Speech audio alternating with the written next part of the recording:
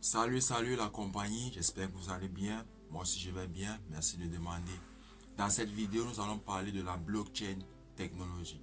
Alors au sorti de cette vidéo, qu'est-ce qu'on aura appris? Eh bien, plein de choses. On évoquera les questions suivantes, à savoir, qu'est-ce que la blockchain technologie ou blockchain tout simplement? Qu'est-ce qu'un bloc? Comment les blocs sont-ils connectés entre eux? Quel est le rapport entre la blockchain et la décentralisation? Comment fonctionne la blockchain effectivement? Quels sont ses différents cas d'utilisation? Et enfin, nous verrons quelles sont les perspectives d'avenir pour cette magnifique technologie qu'est la blockchain. Alors, si tu tiens à savoir tout ceci, je t'invite à ne surtout pas bouger car c'est maintenant que ça se passe.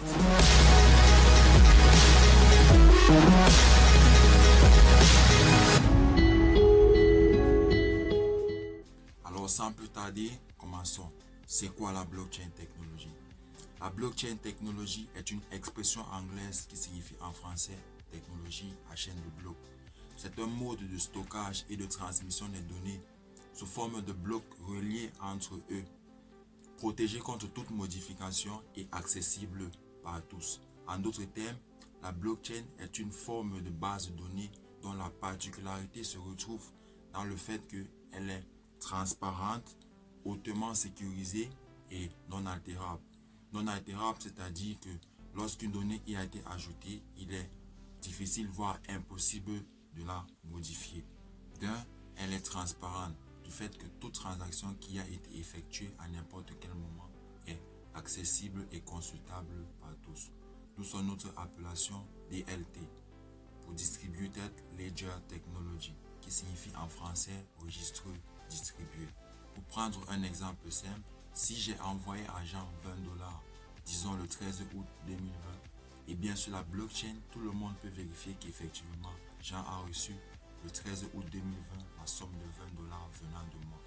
Les données sont accessibles à tous. C'est comme un grand cahier ouvert que tout le monde peut feuilleter pour retrouver une information qui a été inscrite.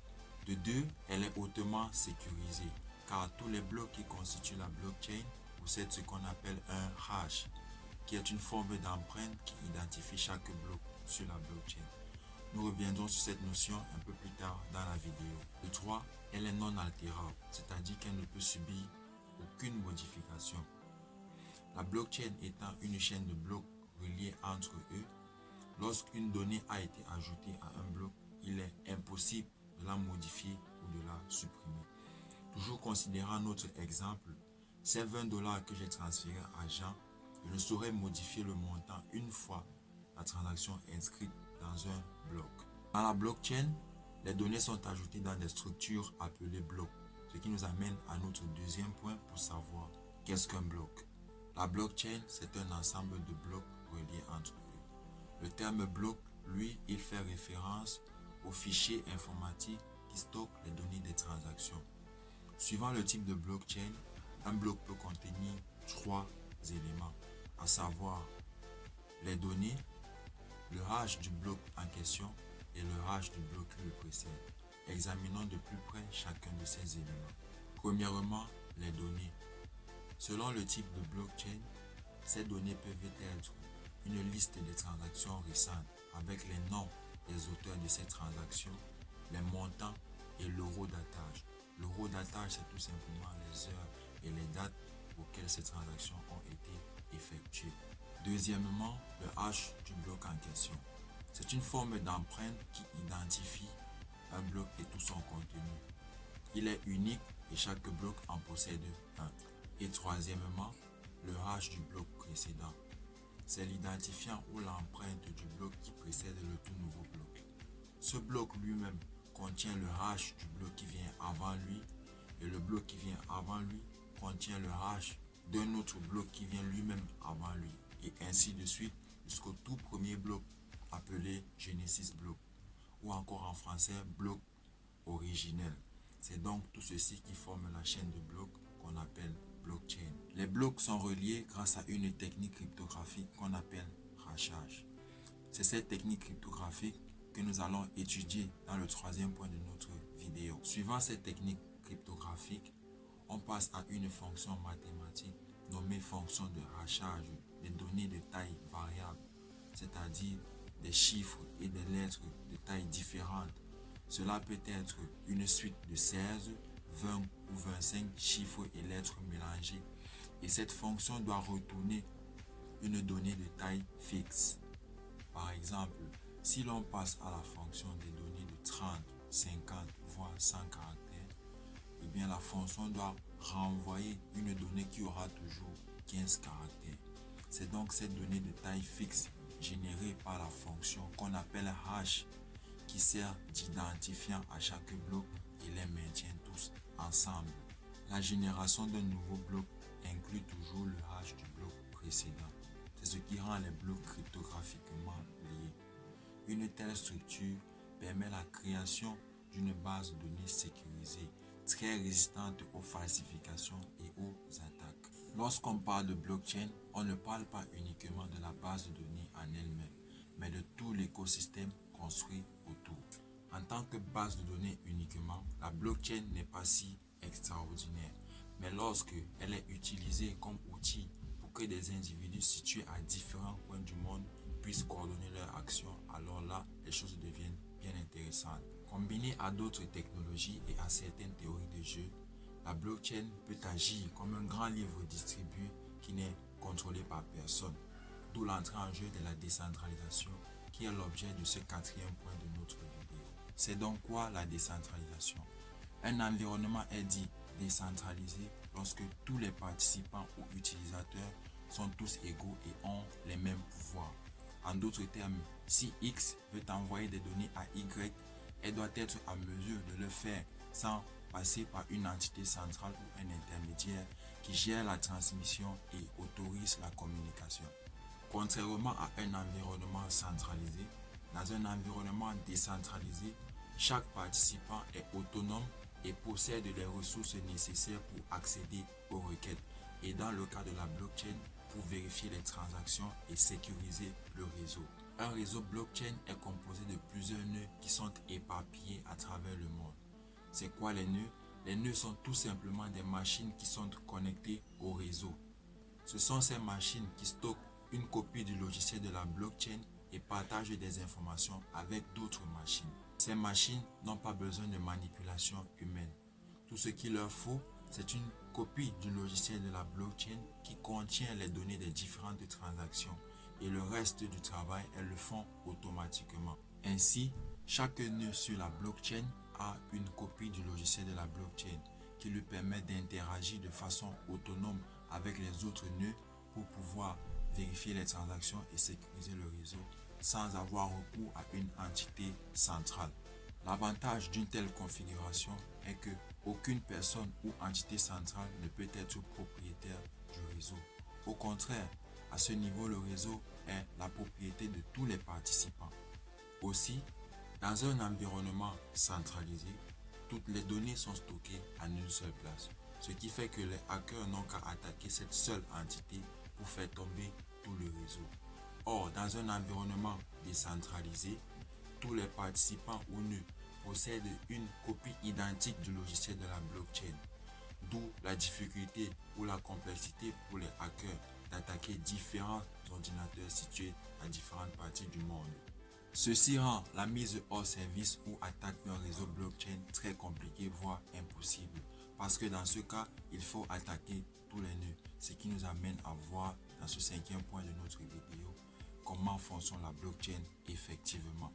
Parce qu'il n'y a pas une entité centrale dans la blockchain qui indique comment les choses doivent être faites, mais plutôt plusieurs nœuds, tous égaux, qui vérifient les différentes transactions.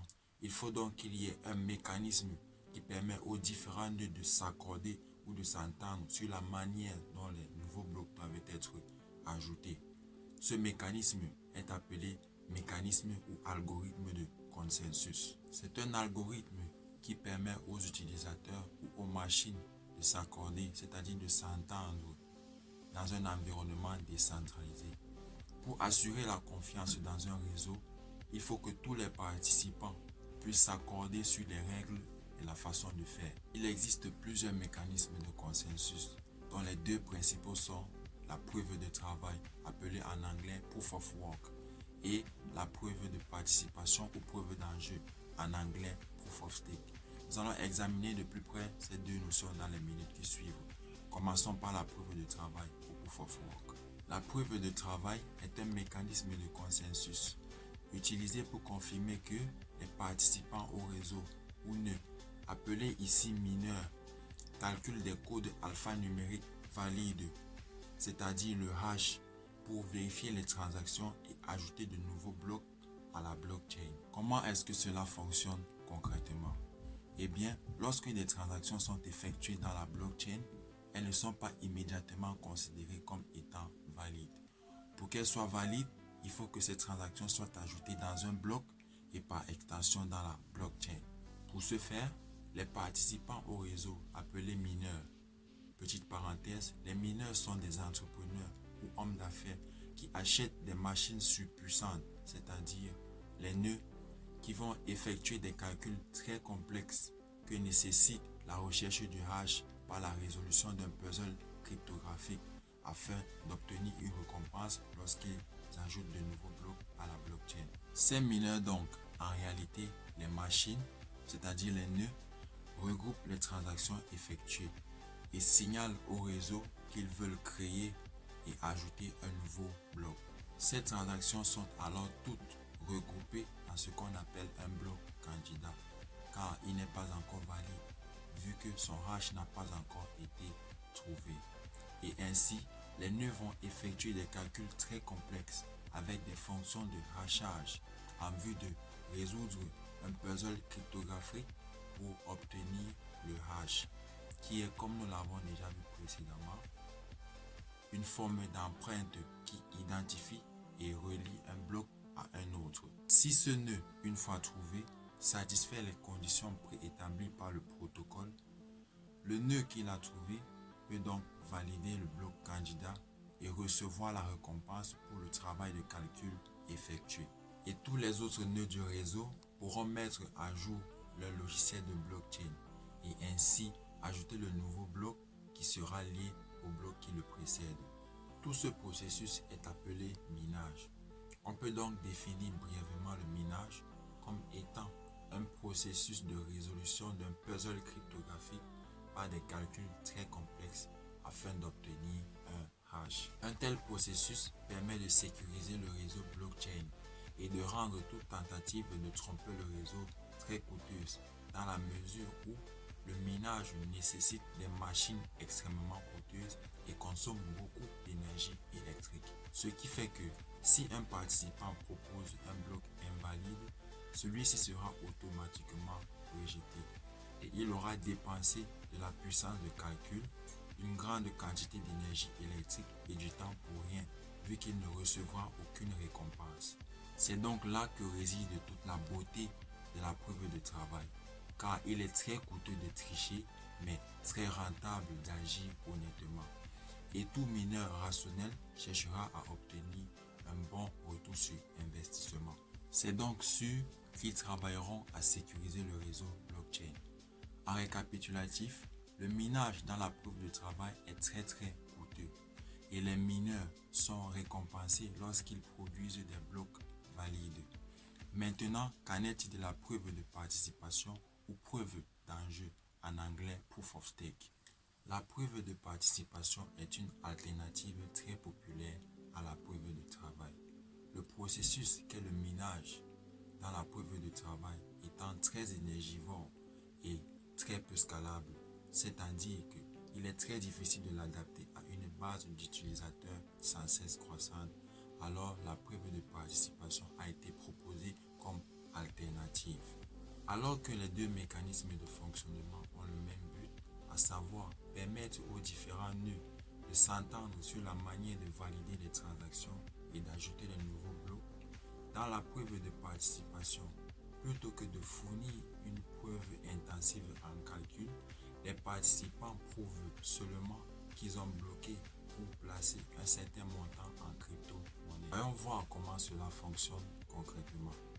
Dans un réseau à preuve de participation ou preuve d'enjeu, les participants ici appelés validateurs doivent bloquer un certain montant en crypto-monnaie en fonction de la blockchain pour pouvoir ajouter de nouveaux blocs.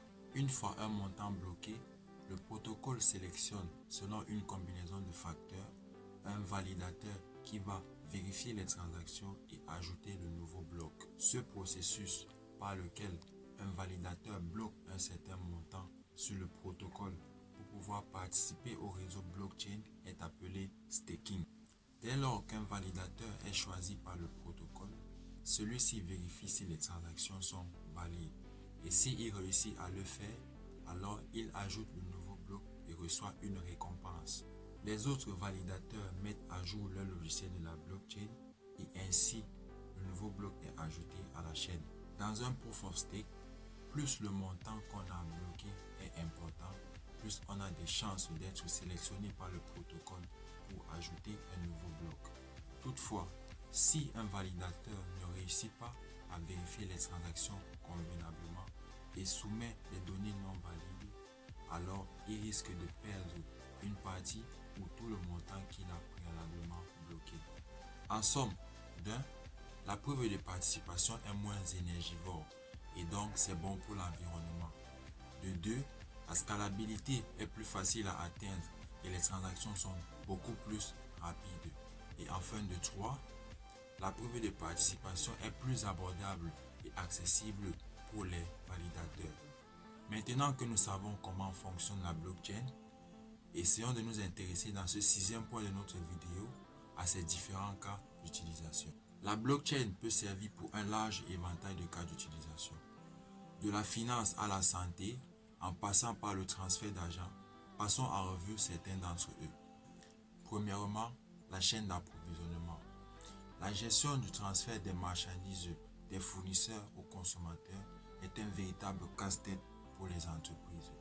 Un écosystème de chaînes d'approvisionnement interopérable qui s'articule autour d'une base de données immuable est exactement ce dont de nombreuses entreprises ont besoin pour devenir plus robustes et fiables. Deuxièmement, la gouvernance. La blockchain peut permettre que tous les participants soient impliqués dans le processus de prise de décision et fournir un aperçu transparent des politiques mises en œuvre, que ce soit sur le plan local, national et voire même international. Troisièmement, le transfert d'argent. Transférer de l'argent à l'étranger est très compliqué avec le système bancaire actuel. Ceci principalement à cause d'un très grand nombre d'intermédiaires. La blockchain permet d'éliminer cet écosystème d'intermédiaires pour favoriser des transactions plus rapides et moins chères à travers le monde. Quatrièmement, la finance. Un des cas d'utilisation les plus populaires de la blockchain est la finance, notamment avec les crypto-monnaies dont le Bitcoin est la figure phare. Nous en parlerons très certainement dans nos prochaines vidéos. La blockchain est également utilisée dans les domaines de la santé, des jeux vidéo, de l'identité numérique et de la charité. Et peut-être, qui sait, dans l'avenir, on le trouvera d'autres cas d'utilisation. Ce qui nous amène dans cette septième et dernière partie de cette vidéo à parler des perspectives d'avenir de cette technologie. Eh bien, c'est en 2009, avec la création du Bitcoin, que la technologie à chaîne de blocs a été formalisée. Bitcoin est le tout premier réseau blockchain qui a été créé par Satoshi Nakamoto. Je ferai très prochainement une vidéo pour couvrir le sujet pour vous. Cependant, Satoshi Nakamoto, qui est l'inventeur du Bitcoin, n'est pas celui qui a inventé la blockchain. Lui-même s'est inspiré d'autres pionniers qui ont utilisé la blockchain pour tenter de résoudre certains problèmes de la société. Les origines de la technologie à chaîne de blocs remontent au début des années 90, mais elle n'était utilisée que pour l'horodatage des documents afin qu'ils ne puissent pas être modifiés ultérieurement. Aujourd'hui, la blockchain est considérée comme l'avenir. Le monde envisage une transition du Web 2.0, qui est l'Internet tel que nous le connaissons aujourd'hui, vers le Web 3.0, qui est une version où les utilisateurs seront propriétaires du contenu qu'ils ont créé et non plus les grandes entreprises technologiques. Et la blockchain est une partie essentielle de cette transition. Et bien la compagnie, nous sommes arrivés au terme de cette vidéo. Je vous remercie de l'avoir regardé et j'espère que le contenu vous a plu. Si c'est le cas, n'hésitez pas à liker la vidéo, à vous abonner à ma chaîne et à cliquer sur la cloche de notification pour être les premiers à recevoir mes prochaines vidéos. Et pourquoi pas laisser un commentaire. D'ici là, je vous dis ciao ciao, à la prochaine vidéo. Prenez soin de vous.